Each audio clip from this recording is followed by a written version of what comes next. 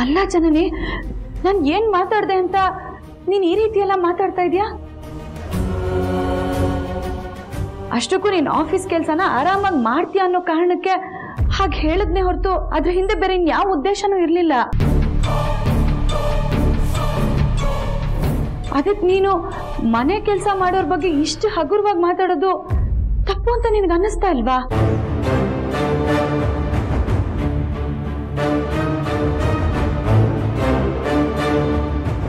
ಹಗುರವಾಗಿ ಮಾತಾಡ್ತಿರೋದು ನೀವು. ನಿಮ್ ಕೆಲ್ಸದ ಮುಂದೆ ನನ್ನ ಆಫೀಸ್ ಕೆಲಸ ಏನು ಅಲ್ಲ ಅನ್ನೋ ತರ ಮಾತಾಡ್ತಿದ್ದೀರಾ. ಒಂದೇ ಒಂದ್ಸಲ ನನ್ ಜಾಗದಲ್ಲಿ ಕೂತು ನಾನ್ ಮಾಡೋ ಆಫೀಸ್ ಕೆಲಸನ ಮಾಡಿ ತೋರಿಸಿ, ಆಗ ನಿಮಗೆ ನನ್ನ ಕಷ್ಟ ಏನು ಅಂತ ಅರ್ಥ ಆಗುತ್ತೆ. ಪಾರು, ಜನನಿ, ಯಾಕಮ್ಮ ನೀವಿಬ್ರು ಇಷ್ಟು ಜೋರಾಗಿ ಮಾತಾಡ್ತಿದ್ದೀರಾ?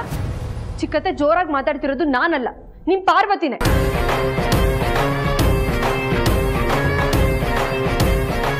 ನಾನ್ ಮಾಡೋ ಕೆಲಸ ಏನು ಅಲ್ಲ, ಇವ್ರು ಮಾಡೋ ಮನೆ ಕೆಲಸನೇ ಗ್ರೇಟ್ ಅನ್ನೋ ತರ ಮಾತಾಡ್ತಿದ್ದಾರೆ. ಆಗ್ಲಿಂದ ನಾನು ತಾಳ್ಮೆಯಿಂದ ಕೇಳಿಸ್ಕೊತಿದ್ದೀನಿ ಅಂತ ಹೇಳಿದ್ದನ್ನೇ ಹೇಳ್ತಿರ್ಬೇಡ ಜನನಿ. ನನ್ನ ತಾಳ್ಮೆಗೂ ಒಂದು ಮಿತಿ ಇದೆ. ಅಲ್ಲ, ನಮ್ಮಿಬ್ರ ಕೆಲ್ಸದ ಬಗ್ಗೆ ನಾನೇನಾದ್ರು ಹೋಲಿಕೆ ಮಾಡಿ ಮಾತಾಡದ್ನಾ?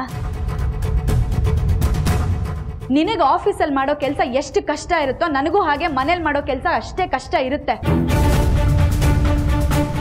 ಎಷ್ಟೇ ಕಷ್ಟ ಇದ್ರೂ ಅದನ್ನ ಇಷ್ಟಪಟ್ಟು ಮಾಡಬೇಕು, ಆಗ್ಲೇ ಆ ಕೆಲಸಕ್ಕೆ ಒಂದು ಬೆಲೆ ಬರೋದು. ಅದೇನೋ ಅಂದ್ಯಲ್ಲ, ನೀವು ನಂತರ ಹೊರಗೆ ಹೋಗಿ ದುಡಿರಿ ಅಂತ. ನನಗೂ ಹೊರಗೆ ಹೋಗಿ ದುಡಿಯೋ ತಾಕತ್ತಿದೆ.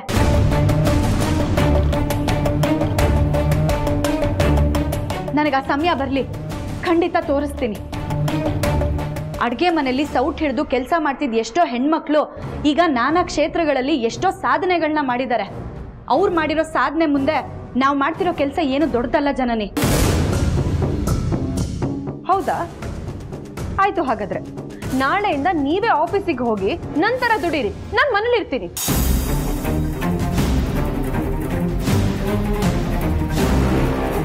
ನಾನು ಯಾಕೆ ಆಫೀಸಿಗೆ ಹೋಗ್ಬೇಕು? ಆ ಕೆಲಸ ನನಗೆ ಬರಲ್ಲ ಅನ್ನೋ ಕಾರಣಕ್ಕೇನೆ ಅತ್ತೆಯಮ್ಮ ಆ ಕೆಲಸನ ನಿನಗೆ ವಹಿಸಿರೋದು. ಓ, ಹಾಗಾದ್ರೆ ನಿಮಗೆ ಆ ಕೆಲಸ ಮಾಡೋದಕ್ಕೆ ಬಂದಿದ್ದಿದ್ರೆ ಅತ್ತೆ ನಿಮಗೆ ಆ ಕೆಲಸನ ವಹಿಸ್ತಿದ್ರು ಅಂತನಾ? ಖಂಡಿತ ಇಲ್ಲ. ಯಾಕೆ ಅಂದ್ರೆ ಆ ಜವಾಬ್ದಾರಿನ ನಾನು ವಹಿಸ್ಕೊಳ್ಳಲ್ಲ ಅನ್ನೋ ವಿಷಯ ಅತ್ತೆಯಮ್ಮಗೆ ಚೆನ್ನಾಗಿ ಗೊತ್ತು. ಅದಕ್ಕೆ ನಾನು ನನ್ನ ಪಾಡಿಗೆ ಅಡುಗೆ ಕೆಲಸನ ಮಾಡ್ಕೊಂಡಿರೋದು. ಆದ್ರೆ ನಾನು ಯಾವತ್ತೂ ನಿಂತರ ಅದು ನನಗೆ ದೊಡ್ಡ ಕೆಲಸ, ನಾನು ಅದನ್ನ ಕಷ್ಟಪಟ್ಟು ಮಾಡ್ತಿದ್ದೀನಿ ಅಂತ ಹೇಳ್ಕೊಂಡಿಲ್ಲ. ಆದ್ರೆ ನಾನು ಮಾತ್ರ ನನ್ನ ಕೆಲಸ ಕಷ್ಟ ಅಂತ ಎಲ್ಲಿ ಹತ್ರ ಹೇಳ್ಕೊಂಡು ಓಡಾಡ್ತಿದ್ದೀನಾ? ಜನನಿ, ಹೋಗ್ಲಿ ಬಿಡಮ್ಮ. ಯಾಕೆ ಸುಮ್ಮನೆ ಮಾತಿಗೆ ಮಾತು ಬೆಳೆಸ್ತಾ ಇದೀಯಾ? ಚಿಕ್ಕತ್ತೆ, ಜಗಳ ಮಾಡ್ತಿರೋದು ನಾನಲ್ಲ, ಇವರು. ನಿಮಗೆ ನಾನ್ ಮಾತಾಡ್ತಿರೋದು ಮಾತ್ರ ಕಾಣಿಸ್ತಿದ್ಯಾ? ಇವ್ರು ಮಾತಾಡ್ತಿರೋದು ಕಾಣಿಸ್ತಾನೆ ಇಲ್ವಾ? ಚಿಕ್ಕತ್ತೆ ಮೇಲೆ ಯಾಕೆ ಕೂಗಾಡ್ತಿದ್ಯಾ ಜನನಿ? ನಿನಗೆ ಕೋಪ ಇರೋದು ನನ್ನ ಮೇಲೆ ತಾನೆ. ನನ್ನ ಹತ್ರ ಮಾತಾಡು, ಅದನ್ನ ಬಿಟ್ಟು ಅವ್ರಿಗೇನಕ್ಕೆ ಮಾತಾಡ್ತಾ ಇದೀಯಾ? ಇಷ್ಟು ದಿವಸ ಏನೋ ಚಿಕ್ಕ ಹುಡುಗಿ ತಿಳಿದೆ ಹೀಗೆಲ್ಲ ನಡ್ಕೋತಿದ್ದಾಳೆ ಅಂತ ನಾನು ಸುಮ್ಮನಿದ್ದೆ. ಎಷ್ಟು ಸಲ ನಿನ್ನನ್ನು ದೂರ ಮಾಡಿದ್ರು ನಾನೇ ಮೇಲ್ಬಿದ್ದು ನಿನ್ನ ಹತ್ರ ಮಾತಾಡ್ಸಿಲ್ಲ. ಆಗ ನಿನ್ನ ಹತ್ರ ಸರಿಯಾಗಿ ಮಾತಾಡಿದ್ಯಾ? ಇಲ್ಲ ತಾನೆ. ಆಗ ನಾನೇನಾದ್ರೂ ಬೇಜಾರು ಮಾಡ್ಕೊಂಡ ಹೇಳು. ನಮ್ಮಿಬ್ರು ಮನಸ್ತಾಪ ಅಪ್ಪ ಅವ್ರಿಗೆ ಗೊತ್ತಾಯ್ತು. ಅವ್ರಿಗೆ ಗೊತ್ತಾದ್ಮೇಲೆ ನಿನ್ನನ್ನ ಕೂರಿಸಿ ಬುದ್ಧಿ ಹೇಳಿದ್ರು. ಆಗ್ಲಾದ್ರೂ ನೀನ್ ತಿದ್ಕೋತ್ಯಾ, ಸರಿ ಹೋಗ್ತೀಯ ಅಂತ ಅನ್ಕೊಂಡ್ರೆ ಮತ್ತೆ ಮಾಡಿದ್ದನ್ನೇ ಮಾಡ್ತಾ ಇದೆಯಲ್ಲ ಜನನಿ. ಏನಾಗಿದೆ ನಿನಗೆ? ಹೀಗೆಲ್ಲ ನಡ್ಕೋತಾ ಇದೆಯಲ್ಲ, ನಿನಗೆ ಸರಿ ಅಂತ ಅನ್ನಿಸ್ತಾ ಇದೆಯಾ ಹೇಳು? ಅದ್ಯಾವ ಕಾರಣಕ್ಕೆ ಪುಟಾಣಿನ ನೀನ್ ನಮ್ಮಿಂದ ದೂರ ಮಾಡ್ತಾ ಇದೆಯಾ? ನಾನಿನ್ ಪುಟಾಣಿನ ನಿನ್ನಿಂದ ಹೊತ್ಕೊಂಡೋ ಕಿತ್ಕೊಂಡೋ ಹೋಗ್ತಾ ಇದ್ದೀನಾ? ಇಲ್ಲ ತಾನೆ. ನನಗೆ ಮಕ್ಕಳಿಲ್ಲ ಅನ್ನೋ ಕೊರ್ಗನ್ನ ನಮ್ಮ ಪುಟಾಣಿಯಿಂದ ಮರಿತಾ ಇದ್ದೀನಿ. ಅವಳು ನಮ್ಮ ಹತ್ರ ಆಗಕ್ಕೆ ಬಂದಾಗ್ಲೆಲ್ಲ ಅವಳಿಂದ ನಮ್ಮನ್ನು ದೂರ ಮಾಡ್ತಾ ಇದೆಯಲ್ಲ, ಏನಕ್ಕೆ ಹಾಗೆ ಮಾಡ್ತಾ ಇದೆಯಾ? ಒಬ್ಬ ತಾಯಿಯಾಗಿ ಇನ್ನೊಬ್ಬ ತಾಯಿ ಮನ್ಸಿಗೆ ನೋವು ಮಾಡ್ತಾ ಇದೆಯಲ್ಲ, ಇದು ನಿನಗೆ ಸರಿ ಅನ್ಸುತ್ತಾ ಹೇಳು? ಸಾಕು, ನಿಲ್ಸಿ. ಹೇಳ್ತಾ ಇದೀನಿ ಅಂತ ಸುಮ್ಮನೆ ಉಪದೇಶ ಕೊಡೋದಕ್ಕೆ ಬರಬೇಡಿ. ನನಗೂ ಕೇಳಿ ಕೇಳಿ ಸಾಕಾಗಿದೆ. ನೋಡಿ, ಪುಟಾಣಿ ಯಾವತ್ತಿದ್ರು ನನ್ನ ಮಗಳು. ಅವಳು ಯಾವತ್ತಿದ್ರು ನನ್ನ ಮಾತೇ ಕೇಳಬೇಕು, ನನ್ನ ಜೊತೆನೇ ಇರಬೇಕು. ಅವಳ ವಿಷಯದಲ್ಲೇ ಬೇರೆ ಯಾರೇ ಮೂಗ್ ತೂರ್ಸೋದು ನನಗೆ ಇಷ್ಟ ಆಗಲ್ಲ. ಅದೇ ಕಾರಣಕ್ಕೆ ನಿಮ್ಮಿಂದ ಅವಳನ್ನ ದೂರ ಇಡ್ತಿದ್ದೀನಿ. ಏನೀಗ? ಹೋಗಿ ಬಿಡಮ್ಮ ಜನಿನಿ, ಏನೋ ಪಾಪ ಗೊತ್ತಿಲ್ಲದೆ ಮಾತಾಡ್ತಿದ್ದಾಳೆ. ಅವಳ ಪರವಾಗಿ ನಾನು ಕ್ಷಮೆ ಕೇಳ್ತೀನಿ. ದಯವಿಟ್ಟು ಇದು ನಿಲ್ಗೆ ಬಿಟ್ಬಿಡು. ಅಪ್ಪ, ಇದನ್ನೇ ಮುಂದುವರ್ಸೋದಕ್ಕೆ ನನಗೂ ಇಷ್ಟ ಇಲ್ಲ. ಮೊದಲು ನಿಮ್ಮ ಮಗಳಿಗೆ ಸರಿಯಾಗಿ ಮಾತಾಡೋದಕ್ಕೆ ಹೇಳಿ. ನೋಡಿ, ಅವಳು ನನ್ನ ಮಗಳು, ನನ್ನ ಇಷ್ಟದ ಪ್ರಕಾರನೇ ಅವಳನ್ನ ಬೆಳೆಸ್ತೀನಿ.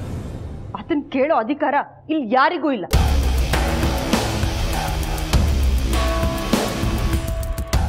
ತಾಯಿಯಾಗಿ ನನ್ನ ಮಗಳನ್ನ ಹೇಗೆ ನೋಡ್ಕೋಬೇಕು ಅನ್ನೋದು ನನಗೆ ಚೆನ್ನಾಗಿ ಗೊತ್ತಿದೆ. ದಯವಿಟ್ಟು ನನ್ನ ಮಗಳ ವಿಷಯದಲ್ಲಿ ತಲೆ ಹಾಕ್ಬಿಡಿ ಅಂತ ನಿಮ್ಮ ಮಗಳಿಗೆ ಹೇಳಿ. ಆಯ್ತಮ್ಮ, ಹೇಳ್ತೀನಿ. ಅಪ್ಪ ನೀನೇನಪ್ಪ ಹೀಗೆ? ಸುಮ್ಮನಿರು ನೀನು. ನಾನು ಆಗ್ಲಿಂದ ನೋಡ್ತಾನೆ ಇದ್ದೀನಿ. ಮಾತಿಗೆ ಮಾತು ಬೆಳೆಸ್ತಿದೀಯಲ್ಲ. ಅಪ್ಪ ಮಾತಿಗೆ ಮಾತು ಬೆಳೆಸ್ತಿರೋದು ನಾನಲ್ಲ, ಅವಳು. ನೀನ್ ನೋಡ್ತಿದ್ಯಲ್ಲ.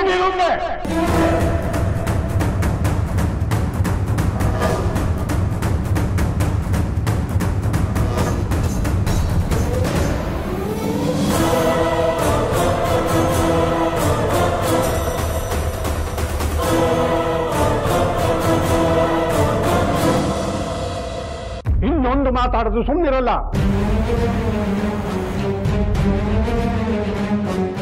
ಮಾತುಗಳಾಕೋ ಜಗಳ ಆಡೋ ಮಟ್ಟಕ್ಕೆ ಹೋಗ್ತಿದೆಯಲ್ಲ. ನೀವು ಹೀಗೆ ಆಡ್ತಿರೋದು ಅಪ್ಪವ್ರಿಗೆ ಅಮ್ಮವ್ರಿಗೆ ಗೊತ್ತಾದ್ರೆ ಏನಂತ್ಕೊಳ್ಳಲ್ಲ.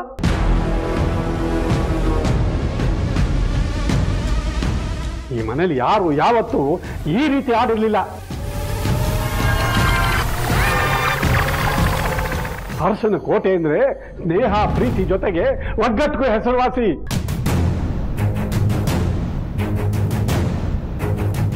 ನಿಮ್ಮಿಬ್ಬರಿಗೂ ಕೈ ಮುಗಿದು ಕೇಳ್ಕೊತೀನಿ, ದಯವಿಟ್ಟು ಈ ರೀತಿ ಜಗಳ ಆಡಿ ಈ ಅರಸನ ಕೋಟೆ ಗೌರವನ ಹಾಳು ಮಾಡಬೇಡಿ.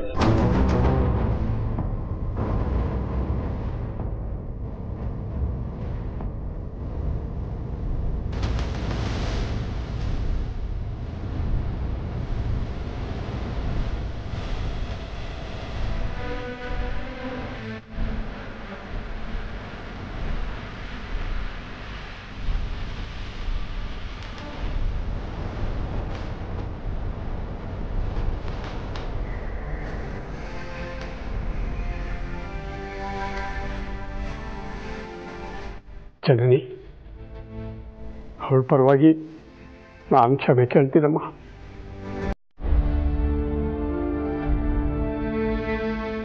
ಇದು ಇಲ್ಲಿಗೆ ಮುಗಿಲಿ.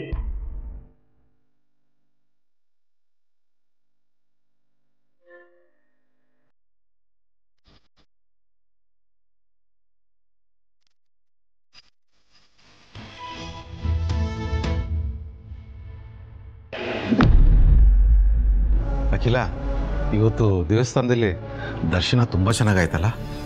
ಹೌದು ರಘು, ದೇವಸ್ಥಾನದಲ್ಲಿ ಅಷ್ಟು ರಶ್ ಇದ್ರೂ ಕೂಡ ಗರ್ಭಗುಡಿ ಮುಂದೆ ದೇವ್ರ ದರ್ಶನಕ್ಕೆ ತುಂಬ ಹೊತ್ತು ಅವಕಾಶ ಮಾಡಿಕೊಟ್ರು. ಮನಸ್ಸಿಗೂ ನೆಮ್ಮದಿ ಅನ್ನಿಸ್ತು.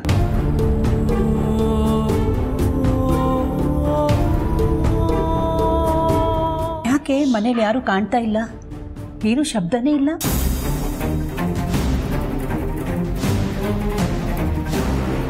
ಸಾವಿತ್ರಿ, ಅಮೋರೆ, ಏನು ಮನೇಲಿ ಯಾರು ಕಾಣ್ತಾನೆ ಇಲ್ಲ? ಎಲ್ಲ ಹೊರಗಡೆ ಹೋಗಿದಾರಾ? ಎಲ್ಲ ಅವ್ರವ್ರ ರೂಮಲ್ಲಿದ್ದಾರೆ ಅಮೋರೆ. ರೂಮಲ್ಲ?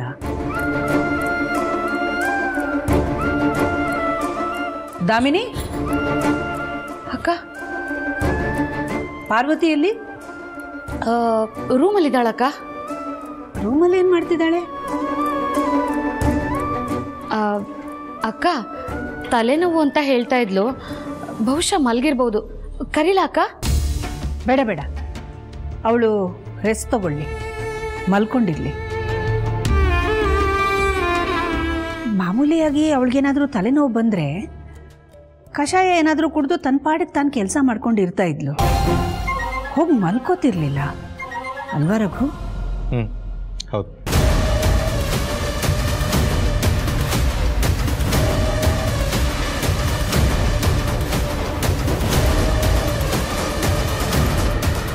ದಾಮಿನಿ, ಜನನಿಯಲ್ಲಿ? ಅವಳು ರೂಮಲ್ಲೇ ಇದ್ದಾಳಕ್ಕ. ಸರಿ, ನಿನ್ನ ಜೊತೆ ಸ್ವಲ್ಪ ಮಾತಾಡಬೇಕು. ರೂಮಿಗೆ ಬಾ. ಅಕ್ಕ, ವಿಷಯ ಏನು ಅಂತ ಹೇಳಿದ್ರೆ ಇಲ್ಲೇ ಉತ್ತರ ಹೇಳಿ. ದಾಮಿನಿ, ರೂಮಿಗೆ ಬಾ ಅಂತ ಕರೆದೆ ತಾನೆ? ಬಾ.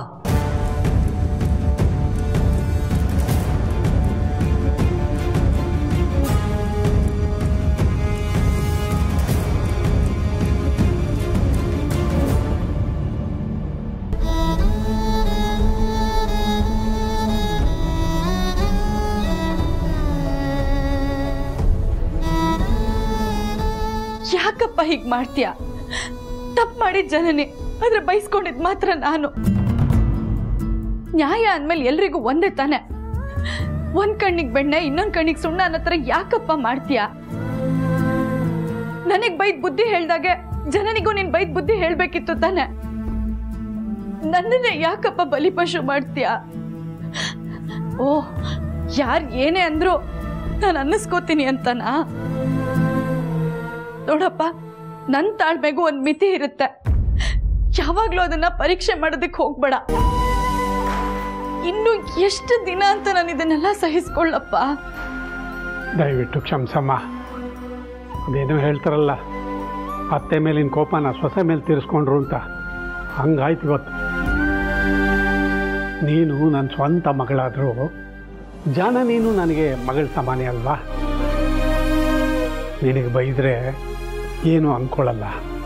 ತಪ್ಪಿದ್ರು ಇಲ್ಲದೆ ತಿದ್ಕೋತೀಯ. ತಾಳ್ಮೆಗೆ ಪ್ರತಿರೂಪನೇ ನೀನಲ್ವೇನಮ್ಮ? ಆ ದೇವರು ತಾಳ್ಮೆ ಇರೋರಿಗೆ ಕಷ್ಟ ಕೊಡ್ತಾನಮ್ಮ. ಯಾಕೆ ಹೇಳು? ಅವ್ರಿಗೆ ಕಷ್ಟನ ಎದುರಿಸೋ ಶಕ್ತಿ ಇರುತ್ತೆ ಅಂತ. ಅದೇ ಕಾರಣಕ್ಕೆ ನಾನು ನಿನಗೆ ಬೈದಿದ್ದು. ಯಾಕೆ ಗೊತ್ತಾ? ನಿನ್ನಲ್ಲಿ ಆ ಸಹನಾ ಶಕ್ತಿ ಇದೆ ಅಂತ. ಆರು, ನಿನಗೆ ಬೈದಂಗೆ ಜನನಿಗೆ ಬೈಯೋಕ್ಕಾಗಲ್ಲ. ಅವಳಿಗೆ ಕೇಳೋ ಮನಸ್ಥಿತಿನೇ ಇಲ್ಲ. ಹಠಮಾರ್, ಮುಂಗೋಪಿ. ಯಾಕೆ ಹೇಳು? ಅವಳು ವೀರಯ್ಯನವ್ರ ಮಗಳು. ವೀರಯ್ಯನವ್ರು ಯಾರು ಹೇಳು? ಅಖಿಲಮ್ಮನವ್ರಿಗೆ ಅಣ್ಣನ ಸ್ಥಾನದಲ್ಲಿರೋರು. ಅಪ್ಪ ಅವ್ರಿಗೆ ಒಳ್ಳೆ ಸ್ನೇಹಿತರು. ನಾನು ಈ ಮನೆಗೆ ಬೀಗರಾಗಿರಬಹುದು. ನೀನು ಮದುವೆ ಆದಮೇಲೆ ಈ ಮನೆ ನಿನ್ನ ಗಂಡನ ಮನೆ ಆಗಿರಬಹುದು. ಆದರೆ ಅದಕ್ಕೂ ಮುಂಚೆ ಅರಸನ ಕೋಟೆಯಲ್ಲಿ ನಾವೇನಾಗಿದ್ವಿ ಹೇಳು? ಕೆಲಸ ಮಾಡ್ಕೊಂಡಿದ್ದವರು ನಿಜ. ಹಾಗಂತ ಜನನಿ ಏನಂದ್ರು ಅನ್ನಿಸ್ಕೊಂಡಿರ್ಬೇಕಪ್ಪ. ನಾನು ಈ ಮನೆ ಹಿರಿ ಸೊಸೆ ಅಪ್ಪ. ಈ ವಿಷಯ ಏನಾದ್ರೂ ಯಜಮಾನ್ರಿಗೆ ಗೊತ್ತಾದ್ರೆ ಅವ್ರ ಜನನಿ ಹತ್ರ ಹೋಗಿ ಕೇಳಿದ್ರೆ ಸುಮ್ಮನೆ ಇರ್ತಾರ ಹೇಳು? ಹೌದಮ್ಮ, ನೀನು ಹೇಳೋದು ನಿಜಾನೇ.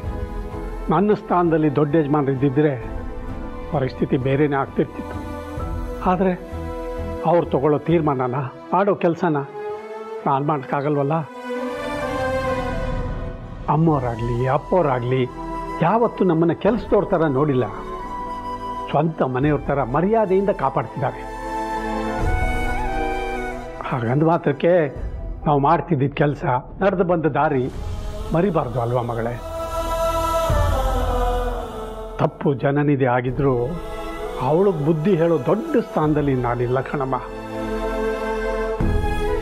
ಅಷ್ಟಕ್ಕೂ ಜನನಿ ಮುಂದೆ ನಿನಗೆ ಬೈದಿದ್ದು ನಿನ್ನ ಮನಸ್ಸಿಗೆ ನೋವಾಗಿದ್ದರೆ ನನ್ನನ್ನು ಕ್ಷಮಿಸ್ಬಿಡಮ್ಮ.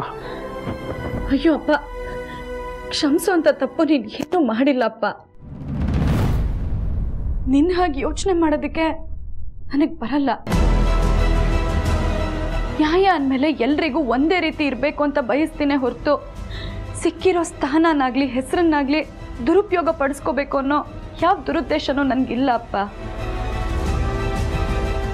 ಹೋಗ್ಲಿ ಬಿಡು. ಅವಳಿನ್ನೂ ಚಿಕ್ಕವಳು, ತಿಳುವಳಿಕೆ ಕಮ್ಮಿ, ಕೋಪ ಜಾಸ್ತಿ. ನಾನೇ ಸಹಿಸ್ಕೊಂಡು ಅನುಸರಿಸ್ಕೊಂಡು ಹೋಗ್ತೀನಿ. ನನಗೆ ಬೇಜಾರಾಗ್ತಿರೋದು ಏನು ಗೊತ್ತೇನಪ್ಪ? ಈ ದೇಶದಲ್ಲಿ ಕೋಟ್ಯಾಂತರ ಹೆಣ್ಮಕ್ಳುಗಳು ಮನೆ ಕೆಲಸ ಮಾಡ್ಕೊಂಡಿದ್ದಾರೆ. ಅಂಥವ್ರ ಬಗ್ಗೆ ಕೀಳಾಗಿ ಮಾತಾಡ್ಬಿಟ್ಲಲ್ಲ ಅಂತ ನೋವಾಯ್ತು ಅಷ್ಟೆ. ಅರಸನ್ ಕೋಟೆ ಸೊಸೆ ಆಗಿ ಈ ಮನೆ ಘನತೆನ ಅವಳು ಎತ್ತಿ ಹಿಡಿಬೇಕು. ಅಂಥದ್ರಲ್ಲಿ ಅವಳು ಈ ಥರ ಎಲ್ಲ ಮಾತಾಡ್ಬಿಟ್ಲಲ್ಲ, ಅದನ್ನೆಲ್ಲ ನೋಡಿ ನನಗೆ ತುಂಬ ಬೇಜಾರಾಯ್ತಪ್ಪ. ಅವಳಲ್ಲಿರೋ ಕೆಟ್ಟ ಯೋಚನೆ ಬೇರೆಲ್ಲಿರೋವಾಗಲೇ ಚೂಟ್ ಹಾಕ್ಬೇಕಪ್ಪ, ಇಲ್ಲ ಅಂದರೆ ಅದು ಬೆಳೆದು ಹೆಮ್ಮರ ಆಗುತ್ತೆ. ಈಗ ಏನು ಮಾಡೋದು ಅಂತೀಯ? ದೊಡ್ಡ ಯಜಮಾನಿಗೆ ವಿಷಯ ಹೇಳೋದು ಒಳ್ಳೇದಾ? ಅಯ್ಯೋ ಬೇಡಪ್ಪ, ಯಜಮಾನ್ರ ಕೆಲಸದ ಮೇಲೆ ಬೇರೆ ಊರಿಗೆ ಹೋಗಿದ್ದಾರೆ, ಬರೋದಿನ್ನ 2-3 ದಿನ ಆಗುತ್ತೆ ಅಂತ ಹೇಳಿದ್ದಾರೆ. ಈ ಥರ ಇರುವಾಗ ಅವ್ರಿಗಿಲ್ಲಿ ನಡೆದಿರೋದನ್ನೆಲ್ಲ ಹೇಳಿ ಬೇಜಾರು ಮಾಡೋದು ಬೇಡ. ಅದು ಅಲ್ಲದೆ ಆಮೇಲೆ ಅವರಿಗಲ್ಲಿ ಸರಿಯಾಗಿ ಕೆಲಸ ಮಾಡದೇ ಇರೋ ಥರ ಆಗ್ಬೋದು. ಹಾಗಾಗಿ ಈ ವಿಷಯನೆಲ್ಲ ಅವ್ರ ಹತ್ರ ಹೇಳೋದು ಬೇಡಪ್ಪ. ನೋಡು, ನೀನು ಈ ವಿಷಯನೆಲ್ಲ ಅವ್ರ ಹತ್ರ ಹೇಳಬೇಡ. ಅವ್ರಿಗೆ ಗೊತ್ತಾದರೆ ಅವ್ರು ಯೋಚನೆ ಮಾಡುತ್ತೆ ನನ್ನ ಬಗ್ಗೆ. ಆಮೇಲೆ ಜನನಿ ಮೇಲೆ ಕೋಪ ಬಂದು ಹೋಗಿ ಜಗಳ ಮಾಡಿದ್ರು ಮಾಡ್ಬೋದು. ಸುಮ್ಮನೆ ನಾನೇ ಅವರಿಬ್ಬರ ಮಧ್ಯೆ ತಂದು ಹಾಕ್ದಾಗತ್ತಪ್ಪ. ಹಾಗಾದರೆ ಬೇರೆ ದಾರಿ ಏನು? ಇವತ್ತು ನಾನು ಮುಂದೆ ದಾಮಿನಿ ಮೇಡಮ್ ಮುಂದೆನೇ ನಿನ್ನ ಮೇಲೆ ಕೂಗಾಡ್ದೋಳು, ನಾಳೆ ದಿವಸ ಅಮ್ಮವರು ಅಪ್ಪವ್ರ ಎದುರುಗಡೆ ನಿನ್ನ ಜೊತೆ ಜಗಳ ಆಡಲ್ಲ ಅಂತೇನು ಗ್ಯಾರಂಟಿ?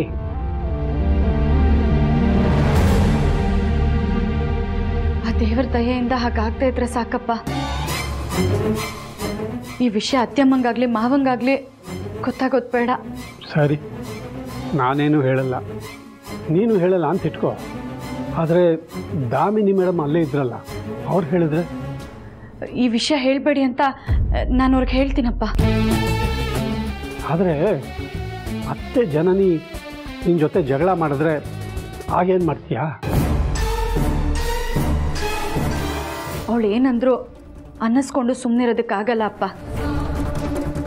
ಅವಳು ನನ್ನ ಮೇಲೆ ಕೋಪ ಮಾಡಿಕೊಂಡ್ರೂ ಪರವಾಗಿಲ್ಲ, ನೀನು ಮಾಡ್ತಿರೋದು ತಪ್ಪು ಅಂತ ನಾನು ಅವಳಿಗೆ ಖಡಾಖಂಡಿತವಾಗಿ ಹೇಳ್ತೀನಿ.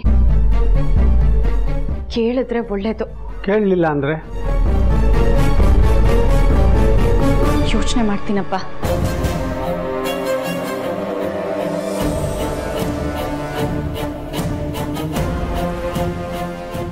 ಸರಿನಮ್ಮ, ನಿನ್ನಿಷ್ಟ. ದಾಮಿನಿ ಮೇಡಮ್ ಹತ್ರ ಹೋಗಿ ಇಲ್ಲಿ ನಡೆದಿದ್ರ ಬಗ್ಗೆ ಯಾರಿಗೂ ಹೇಳಬೇಡಿ ಅಂತ ಹೇಳೋಣ ಬಾ.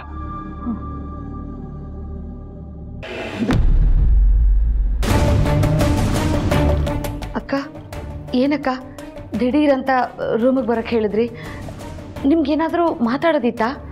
ಅಥವಾ ನಿಮ್ಗೇನಾದರೂ ಬೇಕಿತ್ತಕ್ಕ? ಕುಡಿಯೋಕೆ ನೀರು, ಜ್ಯೂಸು, ಕಾಫಿ, ಟೀ? ಇರಿ ಅಕ್ಕ, ಪಾರ್ವತಿನೇ ಕರಿತೀನಿ. ದಾಮಿನಿ, ಅಕ್ಕ, ಈ ಮನೆಯಲ್ಲಿ ಏನು ನಡೆದಿದೆ ಅನ್ನೋದು ನನಗೆ ಗೊತ್ತಾಗಬೇಕು.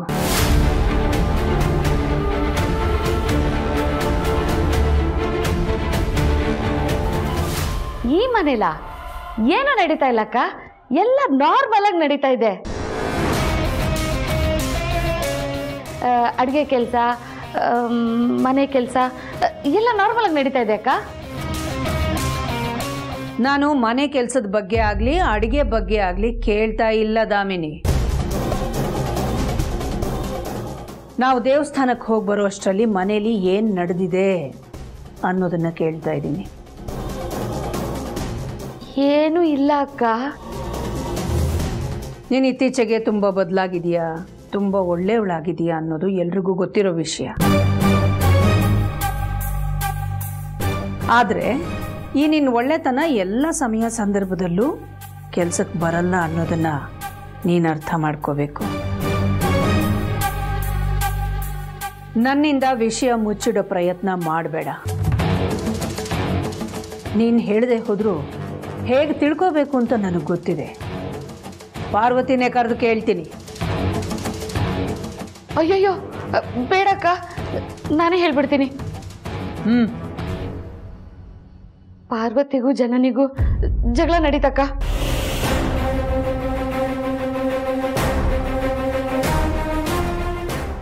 ಏನು? ಪಾರ್ವತಿ ಜನನಿ ಜಗಳ ಆಡಿದ್ರ? ಹೌದಕ್ಕ. ಕಾರಣ? ನಿನಗೆ ಮನೆ ಕೆಲಸ ಎಲ್ಲ ಕಷ್ಟ ಆಗುತ್ತೆ ಅಂದ್ರೆ ಏನ್ ನಿಮ್ ಮಾತಿನ ಅರ್ಥ? ನೀವ್ ಮಾಡೋ ಮನೆ ಕೆಲ್ಸದ ಮುಂದೆ ನಾನು ಆಫೀಸಿಗೆ ಹೋಗಿ ಮಾಡೋ ಕೆಲಸ ಏನೋ ಅಲ್ಲ ಅಂತನಾ?